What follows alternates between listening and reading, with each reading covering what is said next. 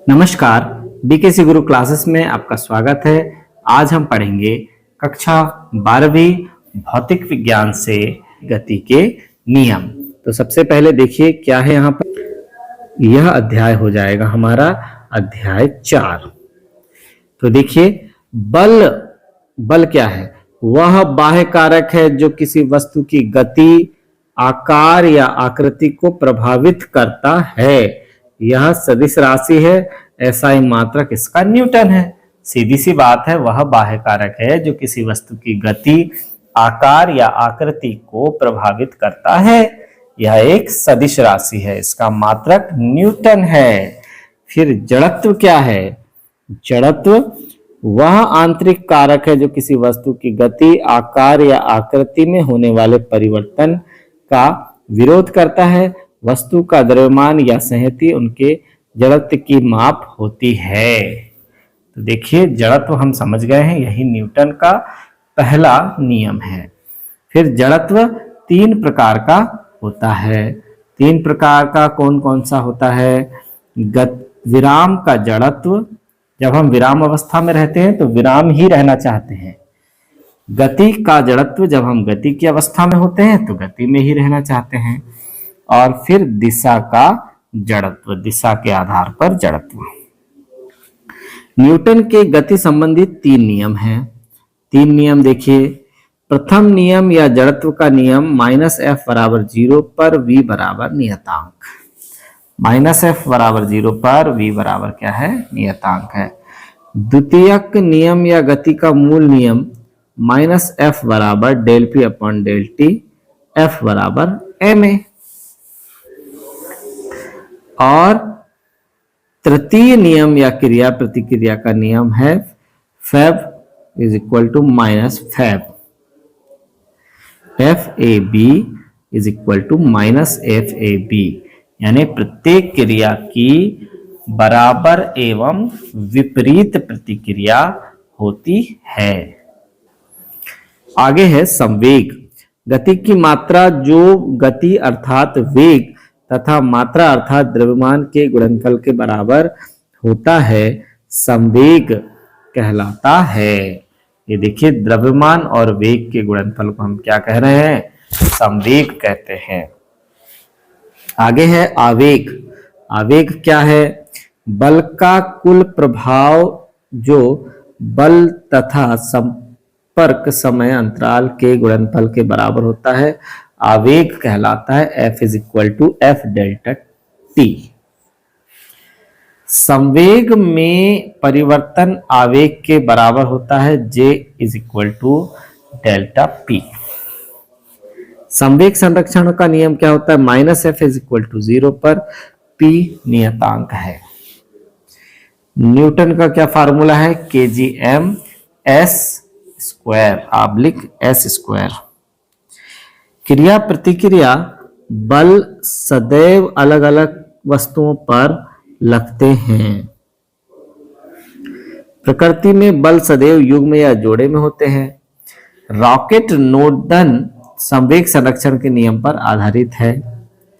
ऊपर की ओर गतिशील लिफ्ट में व्यक्ति स्वयं को भारी अनुभव करता है। नीचे की ओर गतिशील लिफ्ट में व्यक्ति स्वयं को हल्का अनुभव करता है। जी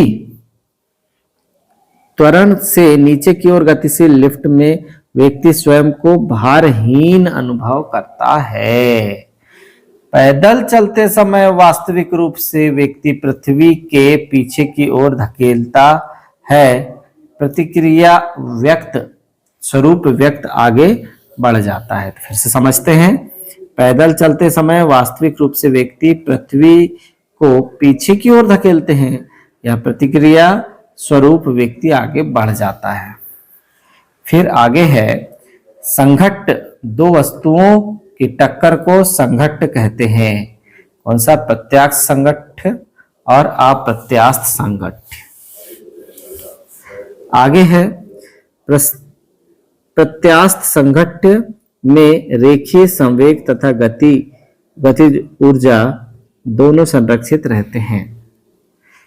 अप्रत्यास्थ संगठन में केवल संवेग संरक्षित रहता है। अप्रत्याशित संगठन में निजी गतिज ऊर्जा की हानि होती है। फिर है संघट्ट में वस्तुओं का परस्पर संपर्क आवश्यक नहीं है। आगे लेते हैं बहुविकल्पीय प्रश्न। एक वस्तु एक समान वेग से गतिशील है, निम्नलिखित में से कौन सा कथन सत्य है? एक समान वेग से गति कर रही है वस्तु, तो कौन सा कथन सत्य है? तो चलिए देख लेते हैं कौन सा कथन सत्य है। यहां पर दोनों कथन सत्य हैं। कौन कौन से? उस पर परिणामी बल शून्य होता है और उसमें कोई त्वरण नहीं होता है। संवेग परिवर्तन की दर बराबर होती है। संवेग परिवर्तन की दर बल के, लगाए गए बल के बराबर होती है। फिर आगे है गतिशील गोली लकड़ी के एक टुकड़े में टकराकर उसमें धंस जाती है, क्या संरक्षित रहेगा? संवेग संरक्षित रहेगा। संवेग संरक्षण का नियम है।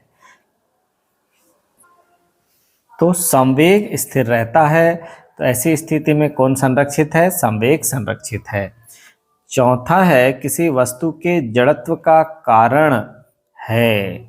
जड़त्व का कारण क्या है? केवल द्रव्यमान है। जड़त्व का कारण केवल द्रव्यमान है। आगे देखते हैं रॉकेट नोदन आधारित है। रॉकेट नोदन आधारित है किसमें? संवेग संरक्षण पर आधारित है।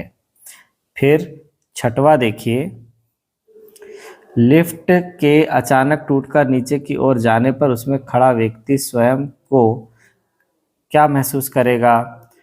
कैसा महसूस करेगा? चलिए नेक्स्ट है नाव से किसी सवार के किनारे पर कूदते समय क्रिया बल लगता है, तो इस तरह का जो बल है वो क्या कहलाता है? किस पर लगता है?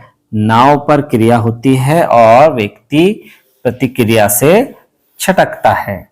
चलिए आगे है रिक्त स्थानों की पूर्ति कीजिए, तो भर देते हैं फटाफट रिक्त स्थान। सबसे पहला है किसी वस्तु का खाली स्थान उसके जड़त्व की माप है। किसी वस्तु का द्रव्यमान उसके जड़त्व की माप है। फिर आगे है प्रकृति में बल सदैव खाली स्थान में होते हैं। प्रकृति में बल सदैव खाली स्थान में होते हैं, तो किसमें होते हैं? जोड़ों में होते हैं, तो यहां लिख देते हैं जोड़ों में होते हैं। यदि किसी निकाय पर कोई बाह्य बल न लगाया जाए तो उसका खाली स्थान नियत रहता है। हम बाह्य बल नहीं लगा रहे हैं किसी निकाय पर, तो उसका क्या नियत रहता है? तो क्या नियत रहता है? तो यहां पर उसका वेग नियत रहता है। आगे चौथा नंबर देखिए दो वस्तुएं समान वेग से गतिमान हैं, तो भारी वस्तु का संवेग हल्की वस्तु से खाली स्थान होता है। तो भारी वस्तु का संवेग हल्की वस्तु से कैसा होगा? तो देखिए यहां पर हो जाएगा अधिक होता है। भारी वस्तु का संवेग हल्की वस्तु से अधिक होता है। न्यूटन के गति के खाली स्थान नियम को जड़त्व का नियम कहते हैं। तभी हमने बताया प्रथम नियम को जड़त्व का नियम कहते हैं। फिर छठवां है बल बराबर द्रव्यमान गुणा त्वरण। तो द्रव्यमान गुणा त्वरण आ जाएगा यहाँ पर बल का। फिर आगे है एसआई पद्धति में बल का मात्रक खाली स्थान है। एसआई पद्धति में जो बल का मात्रक है वो क्या है? तो देखिए न्यूटन है, तो यहां लिख देंगे न्यूटन है। रॉकेट नोदन संवेग संरक्षण पर आधारित है। हमें पता है ये किस पर आधारित है? संवेग संरक्षण पर आधारित है। तो बच्चों आज की यह क्लास हमारी यहीं समाप्त होती है। धन्यवाद।